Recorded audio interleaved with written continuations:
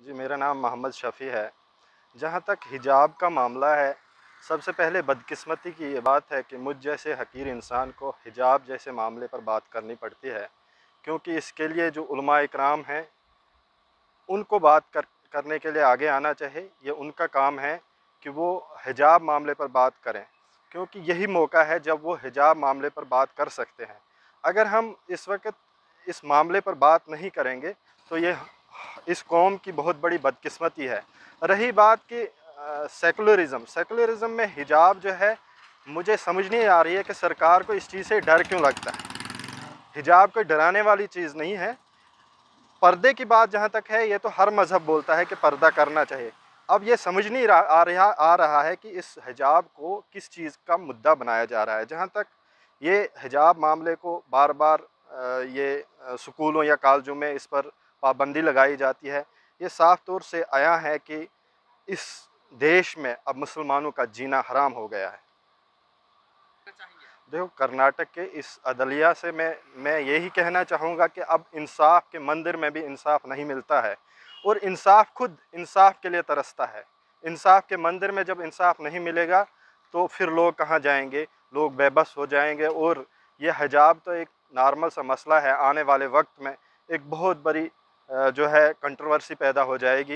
हिजाब मामला, इसके अलावा भी बहुत बड़े मामले हैं, जहाँ तक कोर्ट में जो है, अदालतों में जो है, इंसाफ़ नहीं मिल रहा है, और इंसाफ़ के मंदिर जो हैं, इंसाफ़ के मंदिरों में अब इंसाफ़ की बातें नहीं हो रही है, बल्कि एक मखसूस तबके को परेशान करने की नापाक कोशिश की जा रही है, जिसकी हम सख्त अल्फाजों में मज़म्मत करते हैं। और मैं ख़ासकर उलमा इकराम से अपील करता हूँ कि वो हिजाब मामले को लेकर सामने आएँ।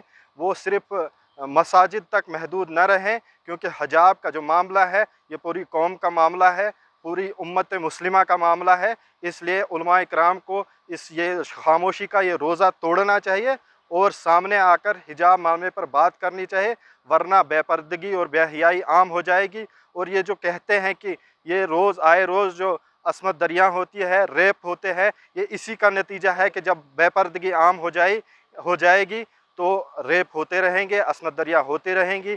नौजवान लड़कियों की जो है, वो उनकी इज़्ज़त को तार-तार किया जाएगा। इसलिए पर्दा जो है, इसीलिए हमारे मज़हब ने पर्दे को एक ज़रूरी अमल बताया है। लेकिन आज ये बदकिस्मती की बात है कि इंसाफ़ के मंदिर में ये कहा जा रहा है कि पर्दा जो है वो इस्लाम में कोई ज़रूरी अमल नहीं है। मैं उन लोगों से ये कहना चाहता हूँ कि आपने इस्लाम नहीं पढ़ा है। अगर आप इस्लाम को पढ़े होते, तो आप ये बात नहीं कहते कि पर्दा जो है वो इस्लाम का ज़रूरी अमल नहीं है।